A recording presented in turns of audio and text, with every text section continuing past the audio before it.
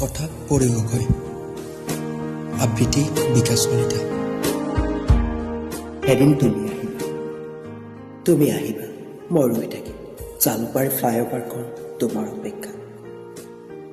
তুমি চিটি বাছখনৰ পৰা নামি দিবা আৰু মই কেৱল তোমালৈ চাই থাকিম।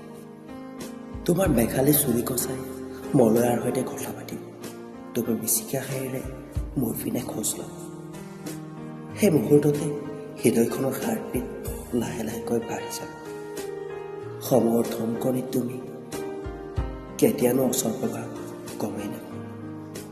বাস্তৱত সেইদিনা তুমি ওঠ লৰাই কথা কৈ যাবা আৰু ফুটপাথত মৌন হৈ কেৱল মাতো তোমাক অনুসৰণ কৰিম।